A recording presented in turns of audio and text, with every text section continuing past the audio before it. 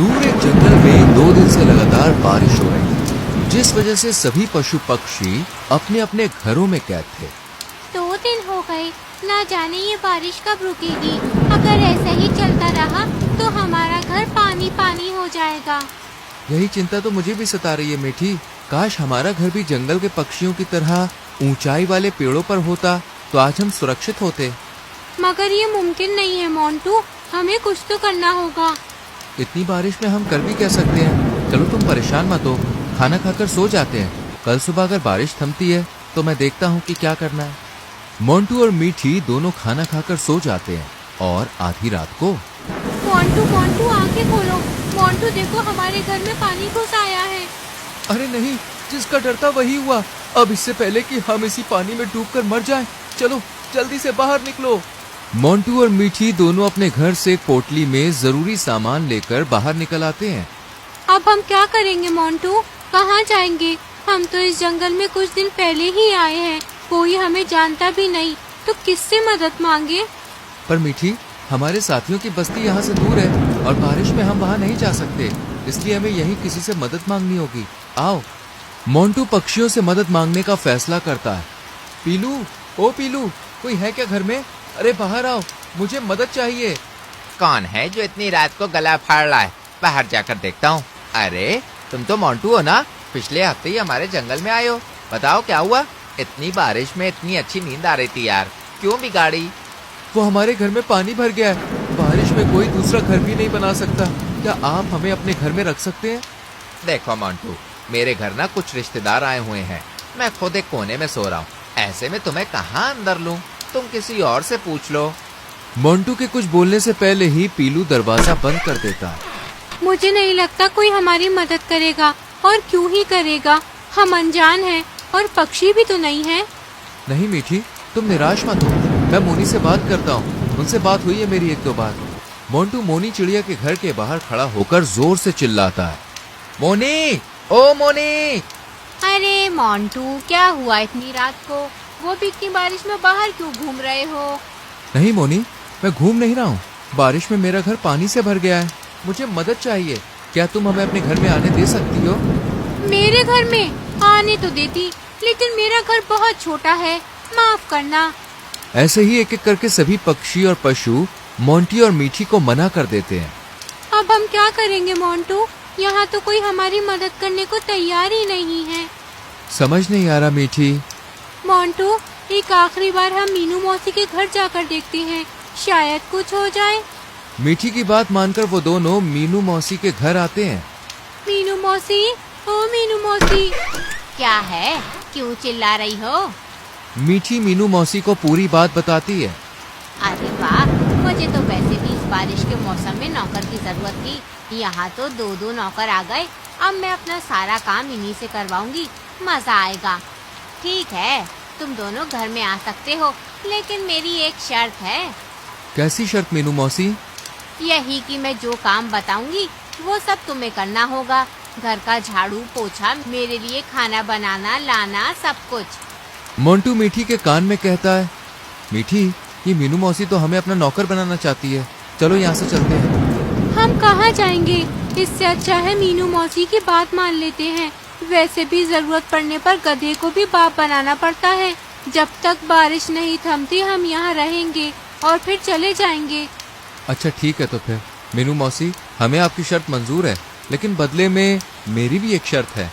क्या? यही कि जब तक हम चाहें यहाँ पर रह सकते हैं, आप हमें बाहर नहीं निकालेंगी। बस इतनी सी बात? ठीक है, आ जाओ, तुम दोनों अंदर आ जाओ। मीनू मौसी मोंटी और मीठी को अंदर ले लेती है और फिर सभी सो जाते हैं। अगली सुबह। मीठी, ओ मीठी, कितना सोती है? सुबह हो गई।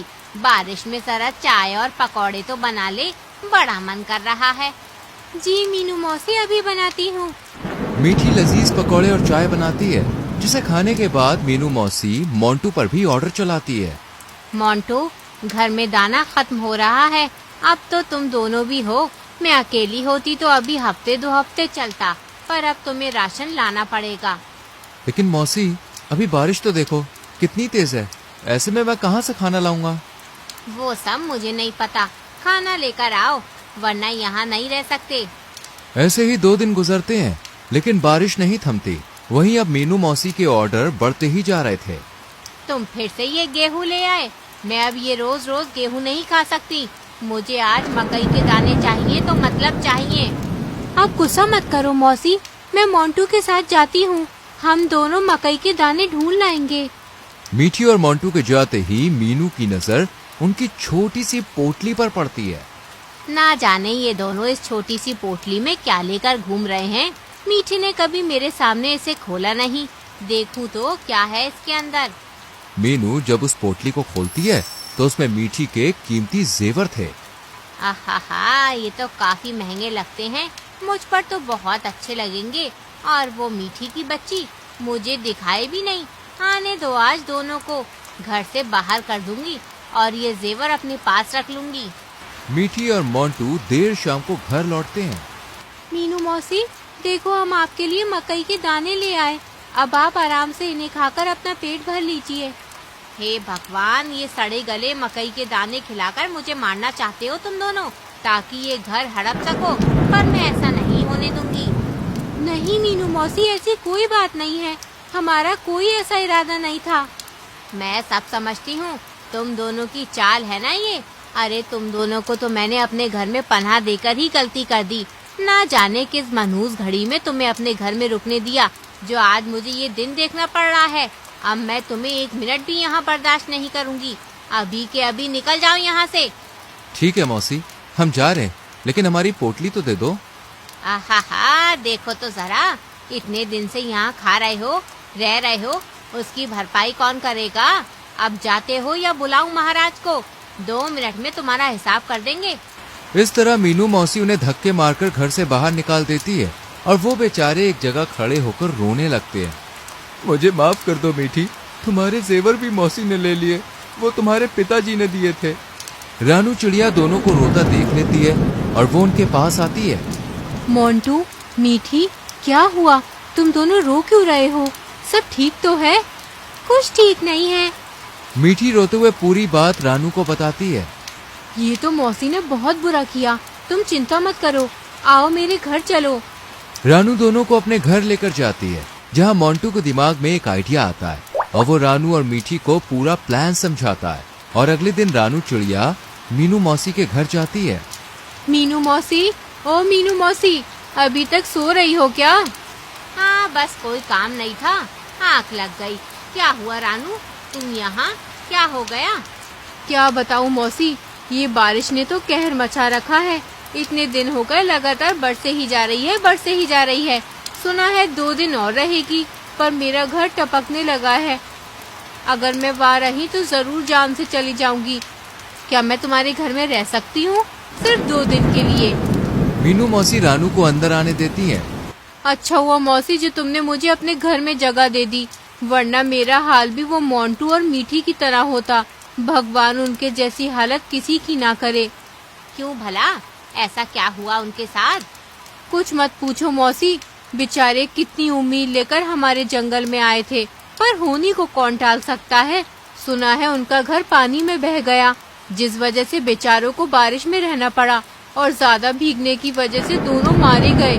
पक्षियों का तो ये भी कहना है कि उनके पास कोई जेवरात वगैरह थे और अब उनकी आत्मा अपने सामान को ढूंढ रही है। क्या क्या क्या क्या? सामान, जेवरात मर गए? अरे मौसी, तुम क्यों घबराती हो? तुम तो ठीक से जानती भी नहीं थी उनको। चिंता मत करो और चैन से सो जाओ। मुझे भी नींद आ रही है तो मैं भी सो जाती हूँ। रानू तो सो जाती है, लेकिन मीनू मौसी की डर के मारे हालत खराब हो रही थी। अगर सच में उन दोनों का भूत यहाँ आ गया तो? नहीं नहीं, मैं भी क्या सोच रही हूँ, डर के मारे गला सूख रहा है, पानी पीकर सोने की कोशिश करती हूँ। मीनू जैसे ही पानी पीने के लिए उठती है, सामने मीठी और मोंटू का डरावना चेहरा देखकर डर जाती है। मोंटू, मीठी, तुम दोनों मुझे माफ कर दो। मुझसे बहुत बड़ी गलती हो गई। माफ कर दो, आगे से कभी किसी के साथ ऐसा नहीं करूँगी। तुमने मुझे बहुत सताया है मौसी, अब मेरी बारी है। बहुत सेवा करवाने का शौक है ना तुम्हें, अब करवाओ सेवा। अब तो हम भूत भी बन गए हैं, अच्छे से सेवा करेंगे तुम्हारी। नहीं नहीं, मुझे कोई सेवा नहीं करवानी। ये रहे तुम्हारे जेवर, मैं जा रही हूँ, बचाओ। मीनू चिल्लाते हुए अपना ही घर छोड़कर भाग जाती है और पीछे से तीनों हंसने लगते हैं। तो दोस्तों, इस तरह चतुर मोंटू मीनू मौसी को उसके किए का सबक सिखाता है और फिर उसी के घर में रहने लगता है।